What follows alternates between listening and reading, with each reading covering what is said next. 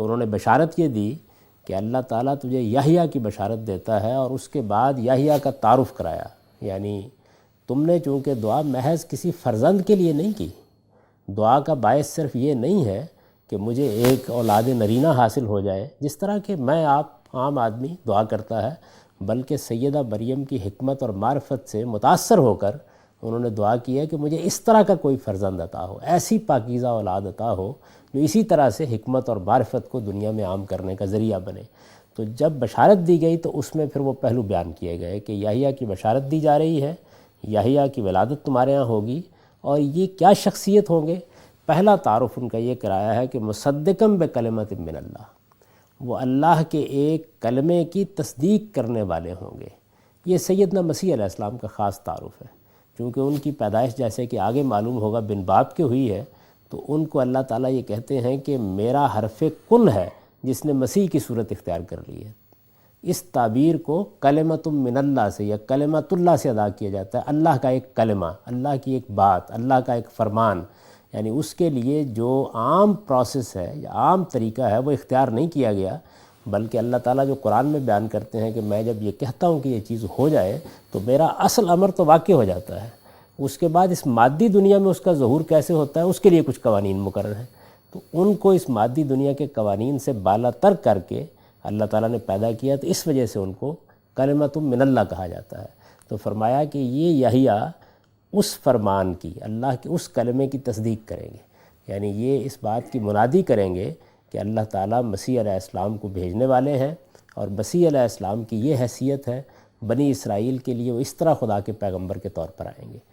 عام طور پر پیغمبروں کے بارے میں یہی طریقہ اختیار کیا گیا ہے، بنی اسرائیل کے پیغمبروں میں سے ہر جانے والا اپنے بعد آنے والے کی منادی کر کے جاتا تھا، بشارت دے کے جاتا تھا۔ سیدنا مسیح کا معاملہ بہت غیر معمولی ہے، اس کی وجہ یہ ہے کہ بنی اسرائیل جو ایک بڑے منصب پر فائز کیے گئے، یعنی دنیا پر حق کی شہادت دینے کے لیے ایک قوم کا انتخاب کیا گیا، ان کے وہ آخری پیغمبر ہیں۔ یہی وجہ ہے کہ جیسے ہی ان کا معاملہ ختم ہوا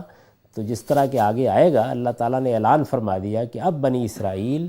اللہ تعالیٰ کے عذاب کی زد میں ہے، اور قیامت تک اسی عذاب کی زد میں رہیں گے۔ اس عذاب کی نوعیت کیا ہوگی اس کو بھی آگے بیان کر دیا ہے۔ تو یہ فرمایا کہ یہ اللہ کے اس کلمے کی تصدیق کرنے والے ہیں، گویا حضرت یحییٰ اسی طرح سیدنا مسیح کی منادی کرنے، ان کی بشارت دینے کے لیے مبعوث ہوئے جس طریقے سے خود سیدنا مسیح علیہ السلام نے رسالت مآب صلی اللہ علیہ وسلم کی منادی کی ہے۔ فرمایا وہ سیدم و حصورا، وہ سردار ہوگا۔ یہ انبیاء علیہم السلام کا خاص مقام ہے جس کو بیان کیا ہے۔ ظاہر ہے کہ وہ اپنی فطرت کے لحاظ سے بھی سردار ہوتے ہیں، خدا کی طرف سے آتے ہیں، خدا کا فرمان واجب الاذعان سناتے ہیں، تو یہ چیز ظاہر بات ہے کہ ان کی اس حیثیت کو قطع نظر کے لوگ اسے مانے یا نہ مانے بیان کر دیتی ہے۔ تو قرآن مجید نے اسی کو بیان کیا، یعنی وہ لوگوں کے سامنے جس طرح کہ انجیل میں بھی آتا ہے، اللہ کا فرمان پڑھ کر سنائیں گے تو یہ معلوم ہوگا کہ گویا ایک بادشاہ کی طرح کلام کر رہے ہیں۔ رسالت مآب صلی اللہ علیہ وسلم کے بارے میں بھی اگر آپ دیکھیے تو جب یہ کہا جاتا ہے کہ یتلو علیہم آیاتہ، وہ اللہ کا فرمان ان کو پڑھ کر سنائے گا، تو گویا ایک فرمان سنانے والے خدا کے نمائندے کی حیثیت، ایک سردار کی حیثیت نمایاں ہوتی ہے۔ اسی سے سید کا لفظ ہمارے یہاں اختیار کیا جاتا ہے انبیاء علیہ السلام کے لیے، ہم انبیاء علیہ السلام کو سیدنا کہتے ہیں، ہمارے سردار۔ تو قرآن مجید نے بھی سیدنا یحییٰ کا تعارف اسی طریقے سے کرایا، یعنی پہلی بات یہ کہی کہ وہ اللہ کے ایک کلمے کی تصدیق کرنے والے ہوں گے۔ اس طرح ابتدا ہی میں یہ بات واضح کر دی کہ سیدنا مسیح علیہ السلام کی ولادت چونکہ عام ضابطۂ اسباب کے خلاف ہوئی تھی، اسی سے نصارہ نے ان کی الوہیت کا عقیدہ پیدا کیا، اسی سے بعد میں وہ مسائل پیدا ہوئے جن مسائل سے اب تک انسانیت دوچار ہے اور مسیحی دین بھی دوچار ہے۔ اللہ تعالیٰ نے یہ بات ابتدا میں واضح کر دی کہ اللہ تعالیٰ کے جو کن کے کلمے ہیں جن سے چیزیں وجود میں آتی ہیں، ان کلموں میں سے ایک کلمہ سیدنا مسیح علیہ السلام، یعنی نکرہ لفظ استعمال کیا ہے،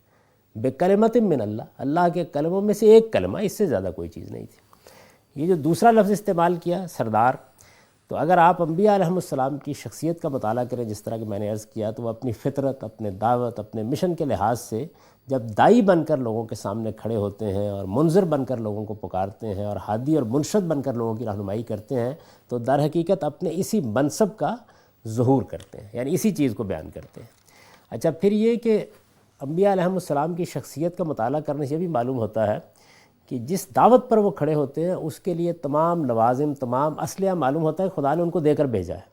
خلق کے لیے ان کا سینہ شفقت اور رافت سے لبریز ہوتا ہے۔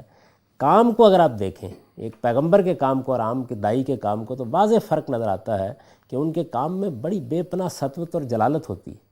آواز میں، انداز میں انبیاء علیہ السلام کی سیرت کو پڑھیں تو ایک غیر معمولی ہیبت ہوتی ہے۔ لوگ بالعموم ان کو دیکھتے ہیں تو یہ محسوس کرتے ہیں کہ ان کی تابناک پیشانی میں ان کی عظمت اور صداقت ہے جو جھلک رہی ہے۔ اگرچہ سیدنا یحییٰ کے بارے میں یہ بیان کیا ہے کہ وہ کمل کی پوشاک پہنتے تھے، جنگلی شہد اور ٹڈیوں پر گزارا کرتے تھے، لیکن جیسے انجیل میں آتا ہے یہی تعارف ان کا کرایا جاتا ہے کہ ان کے رعب اور دبدبوں سے بادشاہوں پر لرزہ طاری ہو جاتا تھا۔ یعنی جب وہ بات کرتے تھے، جس طرح کہ انہوں نے ان کی زندگی کا اگر مطالعہ کریں تو بعد میں بات کی ہے، اور پھر وہ حق کے لیے سرزنش کرتے ہیں اپنے مخاطب کو، یعنی جھڑک دیتے ہیں۔ سیدنا مسیح علیہ السلام کے بارے میں ہم بائبل میں دیکھتے ہیں کہ جس وقت پہلی بار یروشلم میں آئے ہیں اور جا کر وہ بیت المقدس میں داخل ہوئے ہیں، تو اگرچہ بالکل نوجوان تھے، تو انہوں نے جا کر وہاں جو دکانیں لگی ہوئی تھیں اور ایک میلے کسی صورتحال سے اس کو الٹ دیا اور سرزنش کی کہ تم نے میرے پروردگار کے، میرے خداوند کے، میرے باپ کے گھر کو بھٹ بنا دیا ہے۔ یہ کیا چیز ہے؟ یہ میلے کی جگہ ہے، یہ اس طریقے سے دکانیں لگانے کی جگہ ہے، یہ تو خدا کی عبادت کی جگہ ہے۔ تو سرزنش بھی کرتے ہیں، یعنی جس طریقے سے بادشاہ سرزنش کرتے ہیں۔ تو حضرت یحییٰ، حضرت عیسیٰ، دونوں حضرات کے متعلق بائبل میں آپ جگہ جگہ یہ جو اسلوب دیکھیں گے کہ وہ با اختیار کی طرح بات کرتے تھے، اور یہ ان کی اس منصبی سرداری ہی کا ایک جلوہ ہے جو نظر آتا ہے، کیونکہ وہ اپنے گلے کے رائی بھی ہوتے ہیں اور اس کی چرواہی کرتے ہیں، اور اس بات سے ان کی حیثیت عرفی میں کوئی فرق نہیں پڑتا کہ لوگوں نے مانے یا نہ مانے، چونکہ وہ خدا کی طرف سے مقرر ہوتے ہیں۔ تو یہ چیز ان کی شخصیت میں، ان کی ذات میں، ان کی دعوت میں ہر لحاظ سے نمایاں ہو جاتی ہے۔ اس کے لیے یہ لفظ سید استعمال کیا گیا ہے، یعنی یہ محض ایک تعریف کا کلمہ نہیں ہے، بلکہ اس سرداری کی شان کو بیان کرتا ہے جو پیغمبر کے ہاں ہوتی ہے۔ ہمہ شمہ کے لیے ضروری نہیں کہ ہو، یعنی ان کی دعوت میں، ان کی طبیعت میں، ان کی فطرت میں، ان کے بات کرنے کے انداز میں، ان کے کلام میں، ہر چیز میں یہ چیز نمایاں ہوتی ہے۔ دوسرا لفظ استعمال کیا گیا حصورہ، یعنی وہ کنارہ کش تھے۔